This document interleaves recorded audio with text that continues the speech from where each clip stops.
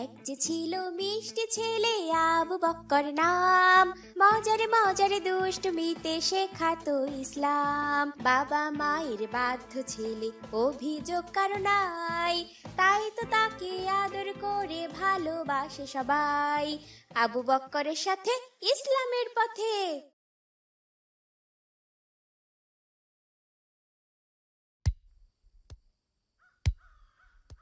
আসসালামু আলাইকুম আব্দুর রহমান, কেমন আছো?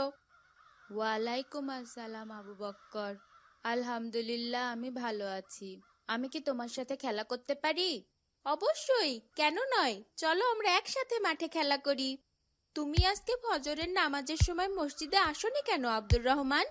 আজ সকালে ঘুম থেকে উঠতে আমার দেরি হয়ে গিয়েছিল আবু বক্কর, এজন্যই আমি বাসাতেই নামাজ পড়ে নিয়েছিলাম। কিন্তু তুমি কি জানো, একা একা নামাজ আদায় করার চেয়ে মসজিদের জামাতে নামাজ আদায় করলে আল্লাহ আমাদের 27 গুণ সওয়াব দান করেন।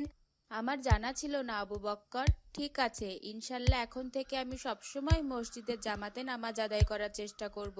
শুধু শুধু অল্প সময়ের জন্য কেন 27 গুণ সওয়াব থেকে বঞ্চিত হব বলো? তোমাকে অনেক ধন্যবাদ আবু বক্কর।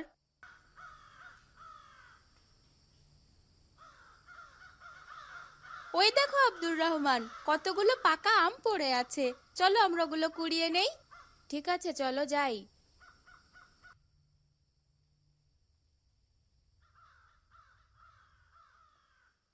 বিসমিল্লাহির রহমানির রহিম। আমগুলো কি দারুণ মিষ্টি খেতে, তাই না আব্দুর রহমান? আলহামদুলিল্লাহ, তুমি ঠিকই বলেছ আবু বক্কর, আমটা দারুণ মিষ্টি। আলহামদুলিল্লাহ। মা, মা, ও মা, কোথায় মা তুমি? জানো আজকে কি হয়েছে? আসসালামু আলাইকুম মা। ওয়ালাইকুম আসসালাম। কি হয়েছিল কি বাবা? আজকে আমি আর আব্দুর রহমান যখন বিকালে মাঠে খেলতে গেছিলাম, তখন ওখানে একটা আম গাছ আছে না, ওর নিচে অনেকগুলো পাকা আম পড়েছিল। আমি আর আব্দুর রহমান কুড়িয়ে খেয়েছি, কি মিষ্টি ছিল আমগুলো, আলহামদুলিল্লাহ। কিন্তু আবু বক্কর, ওখানে কি গাছের মালিক ছিলেন? না মা। তাহলে তো তুমি মালিককে না বলেই আমটি খেয়েছো। জি মা, আমি তো আমটি গাছ থেকে পেড়ে খাইনি, কুড়িয়ে খেয়েছি, তাই আর বলিনি। কিন্তু এটাও ঠিক হয়নি বাবা। কাউকে না বলে তার সম্পদ নেওয়া তো চুরির সমতুল্য। আমাদের ইসলামে এটাকে কঠোরভাবে নিষেধ করা হয়েছে। কাউকে না বলে তার চুল পরিমাণ সম্পদও যদি আমরা নিয়ে থাকি, ওটার জন্য আমাদের হাসরের ময়দানে জবাবদিহি করতে হবে। আমাদেরকে কঠিন বিচার করা হবে।